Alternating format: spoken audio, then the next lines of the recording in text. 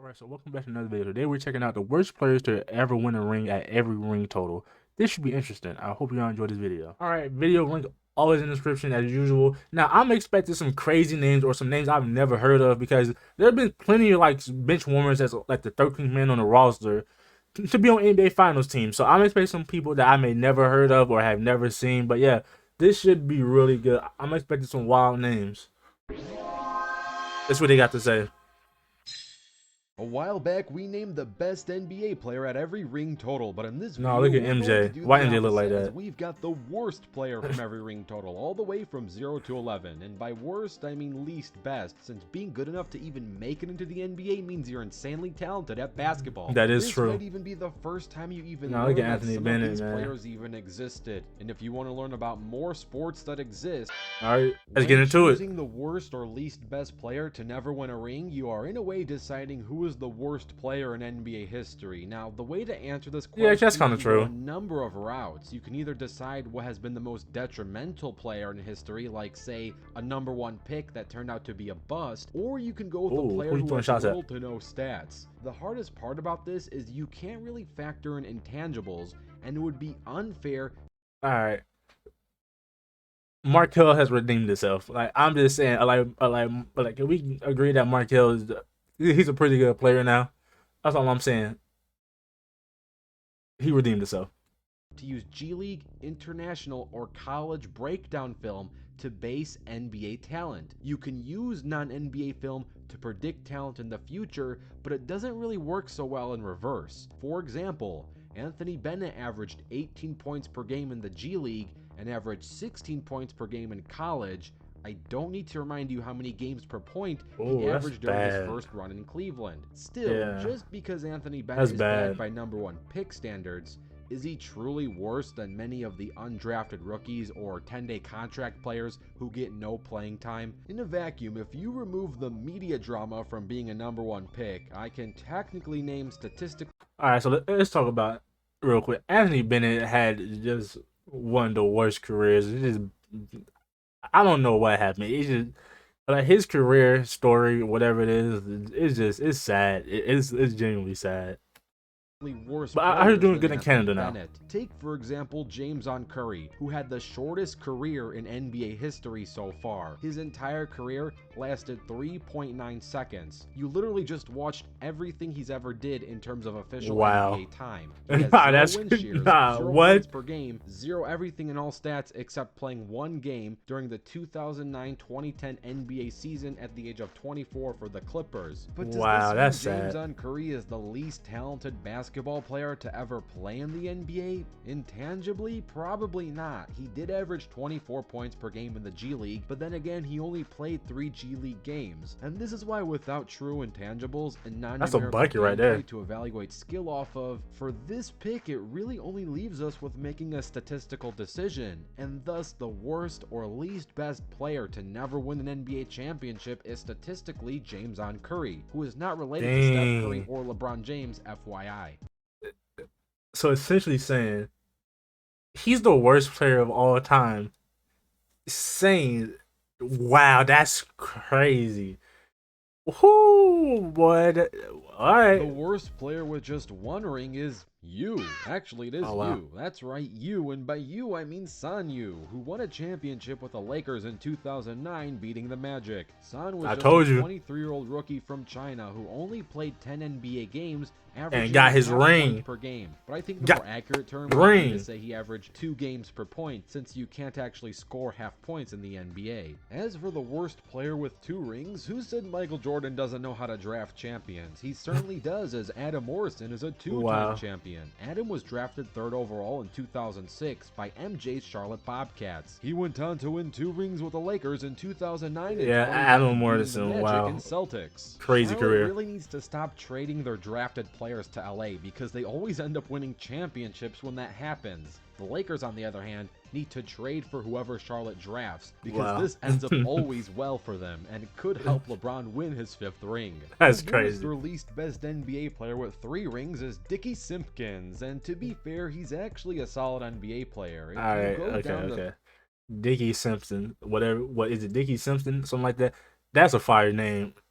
Genuinely, I'm impressed. That is a good name. 3-ring list and beyond, it gets harder and harder to find bench riders because clearly if a dynasty team wanted you for more than 2 seasons, you have legitimate value for their roster. That is true. It's easy to grab 1 or 2 rings as a bench rider, but 3+, if you're staying for that long, it's because that team needs you on some it means you're level. doing something. Dickey averaged 4 points per game playing for the Chicago Bulls, and he won his 3 rings during Jordan's second three-peat. You could swap Dickey with Bill Wennington, Judd Busher, I'll be fine or with that. Randy Brown, but they had longer overall careers compared to Simpkins' 7-year career. The worst or least best NBA player with 4 rings is Eugene Guerrilla. All right, so now here's where we get to the territory where I'm expecting a lot of Celtics players from that Bill Russell era. I'm expecting a lot of them players that was on those teams with Bill Russell.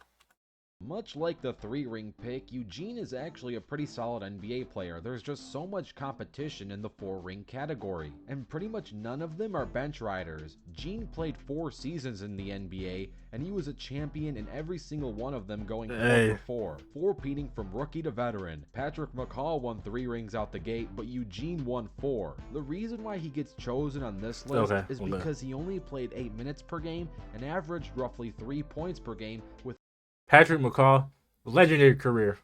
You hear me say now, legendary career. One of the best to ever do it. 3-time NBA champion, Patrick McCall. Come on, think about that. Legendary career right there. The PER of 9. Rest in peace to Eugene. The worst or least best player with 5 rings is Steve Kerr. Now, Steve is actually a really good 3-point specialist and put on an absolute show during the Spurs' 42-15 Yeah, it makes run sense. Not a lot of people winning 5 rings. 2003 Western Conference Finals, as he hit 4 clutch 3-pointers to allow the Spurs to come back and seal that series. With that in mind, compared to all the other 5-ring champions, he's the only one that either didn't average more than 10 points per game, made an all-star team, still knocking it down, an all-NBA defensive team. There are only 4 players with 6 rings. These players are Kareem Abdul-Jabbar, Bob Cousy, Michael Jordan, and Scottie Pippen. This is a close call between Bob and Scottie. While Bob has the better trophy case since he is an MVP, the only reason Scottie doesn't have an MVP is because he played alongside the GOAT of the sport, Michael Jordan. Bob is the better offensive talent, but Scottie is the better overall two-way player. While Bob is an 8-time that's them plumbers right there. He was winning those, that's them plumbers, around 7 assists per game for many of those seasons. Scottie in his best seasons was also putting up 7 and 6 assists per game as a forward. That's a crazy block. A lot for his position. Factoring Scottie's defense and offense, I would put him ahead of Bob in an all-time ranking. Only 3 players have 7 rings. Those Robert Horry, Jim Lustakoff, and Frank Ramsey. Frank is a Hall. Okay, I don't know who Frank Ramsey is, but like I said, let's go Wilt Chamberlain. So it's those Celtics teams again. A lot of people, man. Hall of Fame player who averaged over 15 points per game throughout his prime. So this is a close call between Big Shot Rob and Jim. I'm going with Jim because Rob proved that he can be both a solid starter and a role player coming off the bench, whereas Jim was mostly a bench player averaging 6 points per game. Rob was averaging. Like, that got to be good too. Like, just imagine your whole career you're playing with Bill Russell, and you just winning just ring after ring, barely doing anything. Come on now, that's crazy. A lot of people play with Bill Russell. A lot of people got a lot of rings because of Bill Russell. Averaging over 10 points per game in the early days of his career as a starter, and then averaged 7 points per game throughout the entirety of his career. This pick goes to Jim. He's still a solid NBA player, though. Rest in peace to Jim. Anybody got 8? 4 players have 8 rings. More Celtics players. John Havlicek, Tom Heinsohn, Casey Jones, and Tom Sanders. Literally all Celtics players. Hall of Fame legends. Wow. Great. So when I pick one, I'm not picking the worst, but more so the least best. My pick is Casey Jones, as he's the only player on this list to average single-digit points per game at 7 points per game. But he's still a great player. Rest in peace to Casey Jones. Only 1 player has 10 rings, so by default this goes to the legendary Sam Jones. Rest in peace to Sam. And only 1 player has 11 rings, and that goes to one of the all-time greats. Look how many Celtics players are on this list. That's just so mind-blowing to think about. Like, all the rings that they have. Like, just this is crazy, dude. What? Bill Russell. So here's the worst or least best NBA player at every ring total. Let me know what you think of this list and what you want to see in the future. Don't forget to this is a genuinely crazy list. So we got what James on Curry. Is that what it is? Is literally they say he's probably the worst player ever according to this. It's a crazy title to have. Then we got this guy who only played like what 10 games and got a ring. Think about that. That's legendary. Allen Morrison. Hey, in college that man was different. NBA, not so much. Just look at all these players from the Celtics. Man, wow, that's yeah, yo. This is genuinely insane.